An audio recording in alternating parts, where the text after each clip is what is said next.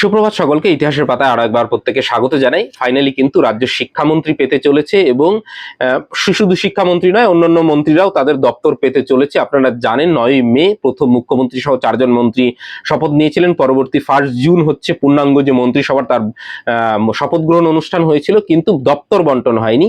Finally কিন্তু দপ্তর বন্টন হতে চলেছে এবং সেক্ষেত্রে আমাদের সব থেকে গুরুত্বপূর্ণ যেই জায়গাটা সেটা হচ্ছে শিক্ষা দপ্তর কে পেতে চলেছে। এইটা আমাদের মূল আলোচ্য বিষয়। সেটা হচ্ছে স্কুল শিক্ষা দপ্তর পেতে চলেছেন দীপক বর্মন, উত্তরবঙ্গের ফালাকাটার আলিপুরদুয়ারের বিধায়ক, এবং সেই সঙ্গে উচ্চ শিক্ষা দপ্তর পেতে চলেছেন জগন্নাথ চট্টোপাধ্যায়, যিনি হচ্ছেন বীরভূমের সিউড়ির বিধায়ক।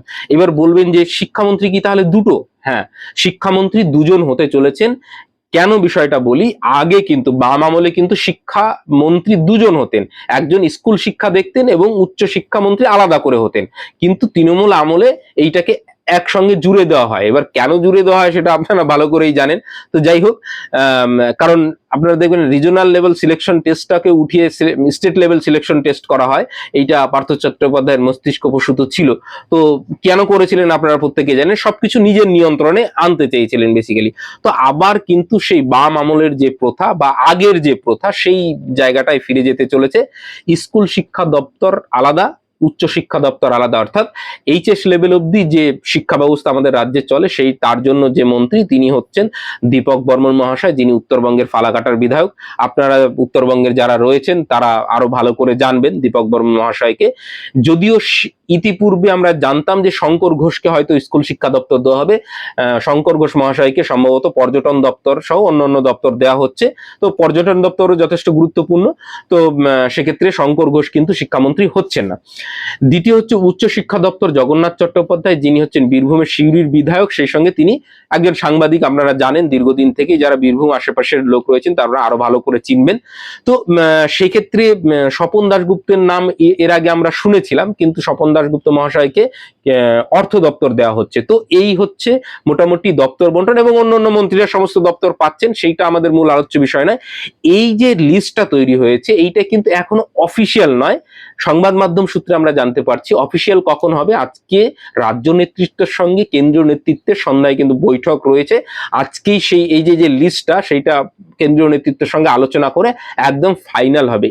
খুব বেশি পরিবর্তন হওয়ার জায়গা খুব একটা নেই, দু একটা দপ্তর ছোটখাটো এদিক ওদিক হতে পারে, কিন্তু যা লিস্ট তৈরি হয়েছে মোটামুটি সেই রকমই হওয়ার সম্ভাবনা, কেন্দ্রীয় নেতৃত্ব যদি খুব বড় এখানে রদবদল না করেন। অর্থাৎ শিক্ষামন্ত্রী স্কুল, স্পেসিফিক্যালি আমরা বলছি স্কুল শিক্ষাটা দেখতে চলেছেন দীপক বর্মন, যেটা হচ্ছে আমাদের স্কুল সার্ভিস কমিশনের সঙ্গে মানে সম্পর্কিত, এবং তিনি দায়িত্ব নেওয়ার পর দেখা যাক স্কুল সার্ভিস কমিশনের যে প্রসেস সেইটা নিয়ে কি পদক্ষেপ নিচ্ছেন সেইটা।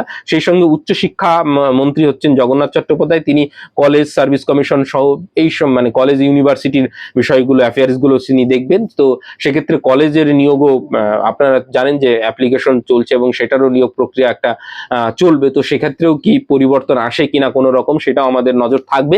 তো ফাইনালি রাজ্যের শিক্ষামন্ত্রী পেতে চলেছে এবং শিক্ষা দপ্তর দুটি ভাগে ভাগ হতে চলেছে, একটা হচ্ছে স্কুল শিক্ষা দপ্তর, একটা হচ্ছে উচ্চ শিক্ষা দপ্তর। দুজনের যে কার্যপ্রণালী সেটা কিছুদিনের মধ্যেই আমাদের সামনে নিশ্চয়ই তিনি দায়িত্ব নেওয়ার পর যে সমস্ত ইস্যুগুলো রয়েছেন, যেমন স্কুল সার্ভিস কমিশনের বিশেষ করে ইস্যুটা, সেটা নিয়ে নিশ্চয়ই তিনি বক্তব্য দেবেন বা তার যে মতামত তিনি রাখবেন। তাহলে আরো বিষয়টা সরকারের কি মনোভাব সেইটা কিন্তু আরো পরিষ্কার হয়ে যাবে। তিনি নিশ্চয়ই যে মানে ক্যাবিনেট মন্ত্রিসভা রয়েছে রাজ্যের, তাদের সঙ্গে আলোচনা করেই যে এই যে জটগুলো রয়েছে সেগুলো কিভাবে ছাড়ানো যায়, এবং যারা আইন বিশেষজ্ঞ রয়েছেন তাদের সঙ্গে কথা বলে নিশ্চয়ই আমাদেরকে বা রাজ্যের যারা স্কুল সার্ভিস কমিশনের সঙ্গে জড়িত তাদের উদ্দেশ্যে নিশ্চয়ই কিছু বলবেন। তো সেখান থেকে আমরা কি বার্তা পাচ্ছি সেটা এখন দেখার অপেক্ষা। মোটামুটি সন্ধ্যার মধ্যে অফিসিয়াল হয়ে যাবে বিষয়টা, দেখা যাক। বাকি আপনাদের কোনো মন্তব্য থাকলে কমেন্ট সেকশনে নিশ্চয়ই করতে পারেন। ভালো থাকবেন, সুস্থ থাকবেন। আমাদের সঙ্গে যুক্ত হতে চাইলে কমেন্ট সেকশনে লিঙ্ক দেওয়া থাকলে সেখানে গিয়ে যুক্ত হয়ে থাকতে পারেন। Thank you.